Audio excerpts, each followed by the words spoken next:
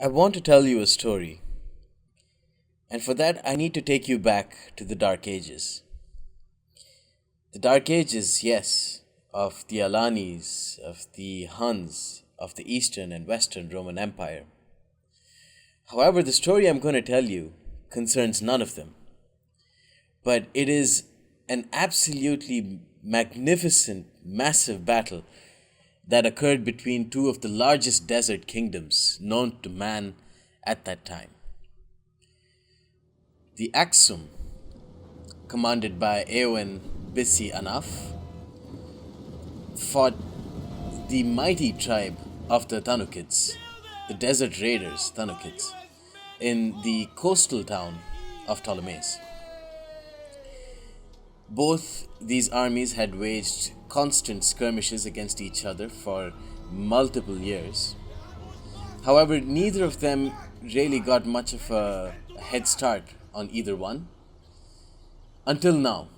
This was going to be the battle that decided everything. And for that, the kings of each faction decided to meet each other in a battlefield. Welcome to a massive battle. I have taken Aksum, and my opponent Helvetian Slayer has taken Tanukhids. Now you can see you probably can't see it, but I've adopted kind of a strategy that Hannibal would be proud of. I've adopted a very weak center, trying to, replicate. Can I? A very weak center composed of cheaper units with desert tribesmen and backed by Afar swordsmen. But I've kept my flanks incredibly powerful. You have the armored camel warriors, Bet George's cavalry, and other armored camel warriors, along with Mars archers who are on horseback, and of course the trackers from Adana, the rather mysterious dog handlers who were famed for their horse-eating dogs, who have a 15 bonus versus cavalry in Tusk mod, which is what we're playing in. We're playing with 20,000 large armies, 20,000 funds, and it's going to be absolutely epic.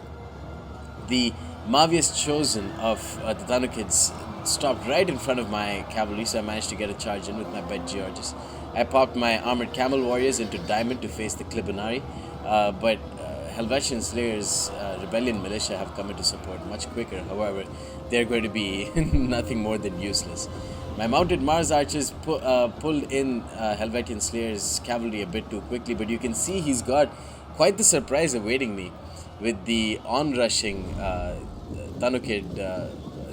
Badia skirmishers. These are, along with Tanukhid ambushers, who just are about to get mauled pretty soon. As you can see, the African dogs just mauling through the skirmisher cavalry. The desert Tanukhid ambushers are trying to charge into the rear of my Maskal spearmen. As you can see, my flanks were incredibly strong. My Tor warriors were supported by Beher's chosen. Sons of the invincible Maharem formed a shield wall just like these Tor warriors, braced for the charge from the Kushite Shotalai of the Tanukhids and the Desert Palatina defectors, while my Afar swordsmen and raid masters with their higher charge got a clean charge onto them. On the far side, a solitary Badia skirmisher were of no match to my Bet George's cavalry and Maskal spearmen. Maskal spearmen, of course, being the highlight of the Aksum army. They are immense spearmen, but not nearly as cool looking as the Sons of the Invincible Maharem. Sons of the Invincible Maharem, they have the weird pronged spear that just does devastating damage to enemy cavalry. But they are not very heavily armored. On the other hand, the Maskal spearmen are a bit more heavily armored and a bit tankier. The Desert Palatina defector here got a great charge on my armored camel warriors and my Sons of the Invincible Maharem. They do have excellent melee defense, which means that they'll be able to last for a decent bit along with their great morale. I've also brought a huge skirmisher contingent of 4 elite Nubian archers, a couple of Mars archers, and desert hurlers here. I decided to bring a weak center exactly because I was anticipating a lot of pikes from the Tanukhids, and they are definitely unwieldy, but they cover a large amount of ground, which means I will not be able to attack them. But it's not of great worry to me because I do have my stronger flanks than him, which means that I'm able to mop up the cavalry, the flanks next to my cavalry much easier. Here you can see his desert spears are fighting up against my Muscal spearmen. Let's take a closer look at these guys. They have it seems to be a regular spear, but they are incredibly capable spearmen. Very small shields, which gives them a poor missile block chance, but they will obliterate any cavalry that they come into contact with. Speaking of obliterating cavalry, my dogs, my African wild dogs, have just done an incredible job. The enemy Kushite mounted Shotalai, I believe, of the Tanukhids are eating it to my armored camel warriors and to my dogs helping out there. It definitely seems like the dog unit is quite a bit OP in the Tusk mod, and that is something I think should be changed.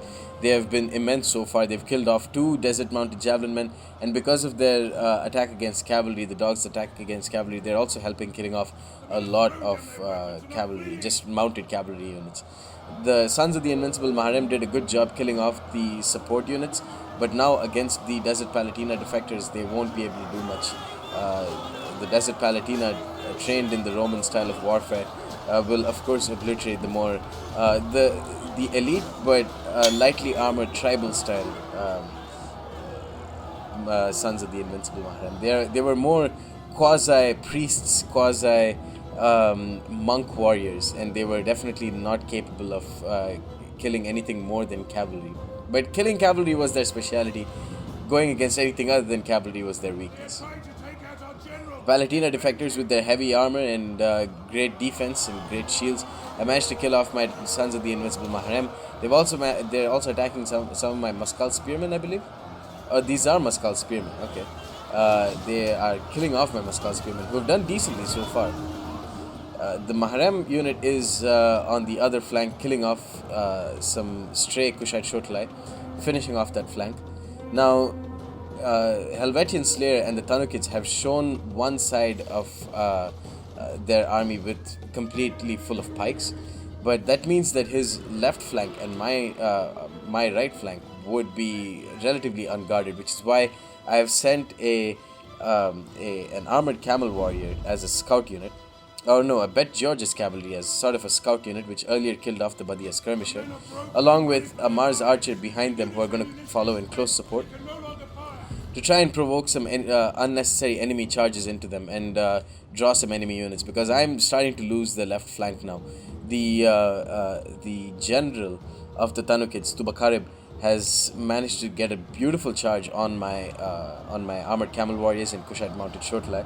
And while I am coming in with Muscal spearman support, his pikes are slowly but steadily advancing and chewing through my spearmen. So my support is not going to last much longer. They're already very depleted, but they have done incredibly well, and that is one of the highlights of the Tusk mod. Spearmen actually do very, very decently, and they are quite important.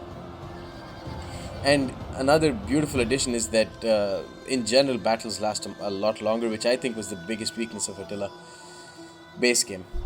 Now, the Adana trackers have done decently enough. I'm just going to charge right into this blob and try and get a few kills on the Klebanari before they die. The actual handlers don't really do much except fire ammo or fire flaming shot and their arrows. But it is really the dogs that do most of the damage. Now you can see that my little foray into the rear of the Tanukhids has paid some sort of dividends. You can see the armored camel warriors have foolhardily charged or tried to chase after my Bet George's cavalry. The slower, more heavily armored camels were of no match to my quicker horses, which means I'm able to get a sneaky charge in onto the rear of these armored camel warriors, along with critical support from mounted Mars archers. I've turned on precision shot as well, which increases a lot more than just missile damage. It increases accuracy and armor piercing damage, which means these armored camel warriors, despite their excellent health and armor, are not going to last much longer. Along with the rear charge from my Bet George's cavalry. The Bet Georges are not all that great. They have 16 attack against cavalry. I believe they had a higher attack against cavalry earlier, at least in the base game, but it is higher than the armored camel warriors. I guess that's another thing that's changed. 18 and 14 armor piercing damage for the spears of the Bet Georges. So definitely scary units. But so far, my infantry line hasn't really been of much use, and they haven't been put to much use either. My Rus Guard general, who probably looks mighty fearsome, with their incredibly weird-looking spears, is standing and watching the goings-on of the battle. Just brilliant-looking spear units. Whoa! Sorry for the. There we go. The camera's a bit wonky.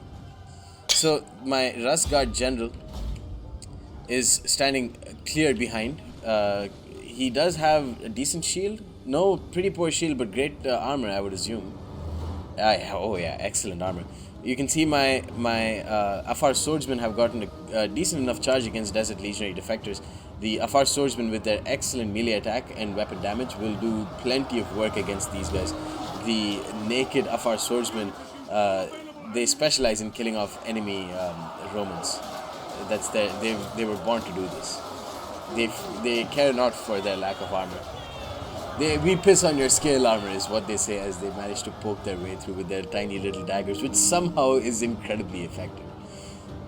I managed to pull away my Bet George's cavalry here, leaving my Afar raid masters in the battle. The Afar raid masters have headhunt, which I'm curious to see what their. No, they have killing spree. It looks like whatever it's called in the mod. It is essentially killing spree. At least it's got the same icon as killing spree. I'd like to take a deeper look at it. It doesn't look like I can. But here is a pretty critical engagement. I've charged my Kushite mounted Shotelai against the Desert Warlord. The Desert Warlord has a lot of armor. The Kushite mounted Shotelai have a sword that penetrates a lot through armor. But more importantly, here they come marching in. The general, the Rus Guard general, about to destroy a bunch of cavalry. But they're going to take a while because they're very heavy and they are heavily armored. But once they get in, they will just maul through all three of these cavalry units. Now you can see the Mavia's Chosen do make a critical charge in to the Rus Guard, but it is not like vanilla Attila. You can't charge willy-nilly into spear units and expect to get away with it, especially with Mavia's Chosen. They are very, very decent on the charge, which means they've gotten a lot of kills against enemy cavalry. But the Rus Guard managed to lose only like 11 of these units before they start to get to business. They already have a 20 attack against cavalry. Not great melee attack, but I do have brace on this guy. Oh no, sorry, it's steady. I've used fast, which doesn't really improve their charge bonus all that much, but they are going to get a lot of kills on these Mavia's Chosen. The Mavia's Chosen themselves are pretty glass cannon types of units, but I'm going to get a lot of kills on them now. On the far side, critical engagements. Charged in with my armored camel warriors against his Kushite mounted Shotelai. And here my sons of the invincible Maharem. Oh, shit. Did they get a charge in? Yeah, I think they got a charge in. God damn it. I wanted to... Oh, no, they didn't get a charge in. I thought they were about to get a charge in on these Desert Palatina defectors. But it looks like I'm just keeping one of my units, Muscal Spearmen here, more expensive ones against the Desert Palatina defectors, while I pull in the rest of my... try and consolidate my army. Because my general needs help. He's brought in his Desert Legionary defectors, and while my Rus Guard has already gotten so many kills against critical cavalry units, they won't do too well against whatever remains. I believe they have shield wall on? No, they don't have shield wall on. They do seem to be getting a decent number of kills against the Desert Palatina defectors though, along with the help of my Nubian archers who don't have any ammo left, so they've decided to die for their king by helping support that. The Kushite Shotelai with Frenzy, oh, it gives a +5 attack against infantry. That's amazing. They are just going to mow down my Desert Tribesmen here. Meanwhile, so many pikes still remaining, but there are definitely some holes that have been created. I managed to charge into a couple of his pikes, and because the Desert Pikes don't... They actually have... The Tanukhid Pikes have got excellent morale, but the Desert Pikes don't, which I guess I assume I killed a lot of the Desert Pikes there. Now, he's trying to run away with his Kushite Shotelai, which means my lighter, quicker Afar Raid Masters will be able to get a lot of kills while charging them in the rear. Just like that, and just like that. Man, that's beautiful. So, the Raid Masters, breathtaking unit when it comes to charging into enemy units. I really want to take a look at what Killing Spree does, though. I'm very curious to see what it does in the mod. Let's see, there we go. Kill spree, plus 40% base damage, unbreakable, plus 20% base damage. Oh my god, that's incredible. But it does cause a lot of fatigue, and fatigue is a more critical component of Tusk mod. It does do a lot of, it does have a lot of negative effects. How do they expect to kill someone with this sort of spear? I don't get it. But either ways, the Palatina defectors are going to take their sweet time before they die to the Rust Guard. It is one tanky infantry unit against another tanky infantry unit, but the Kushite Shotlai have managed to get a rear charge on my general, which means this could be a late game boost to Helvetian Slayer's chances. But on the other hand, I do have a light spear unit in the Sons of the Invincible Maharem that's supporting this cavalry battle. Here they are with their two-pronged spear and with Frenzy. I believe I'm going to pop Frenzy right about now, just when they stop. There we go, they have stopped. I popped Frenzy, and now they're just going to maul through whatever cavalry is in their way.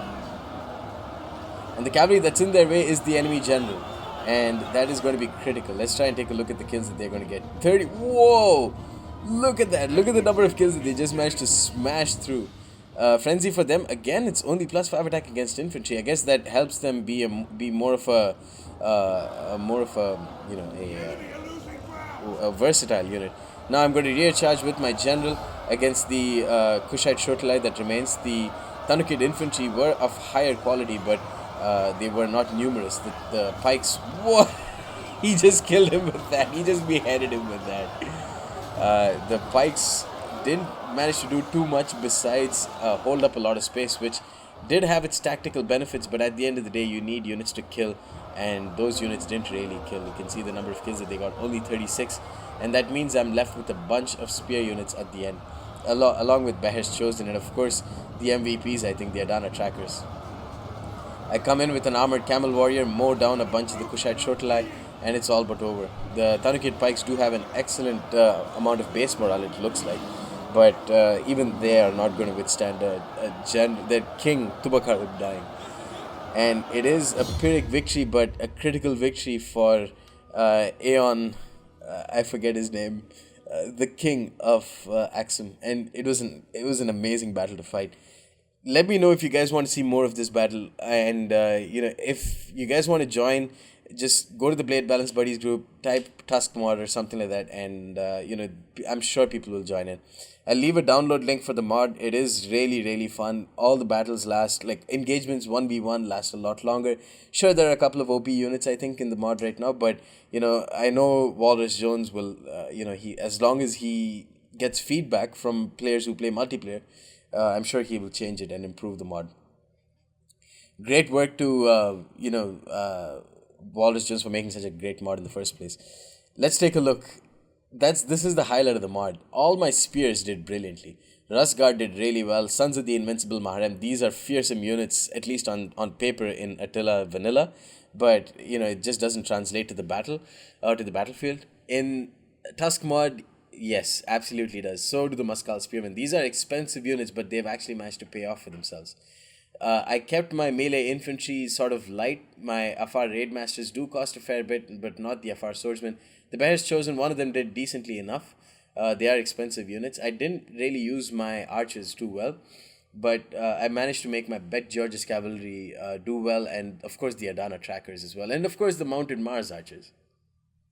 There was a lot of things that I didn't really cover in this battle, just too many units for me to look at, but I tried to cover the most important points of the battle. The Badia skirmishers here, you can see that this one was the one that ambushed onto my left flank early on in the game. Managed to get a decent number of kills, so did the Klibanari, but the Mavias Chosen for the most part didn't manage to do too much, and neither did the Desert Palatina defectors. The Pikes, though, were the main reason I think that Helvetian Slayer wasn't able to win this game.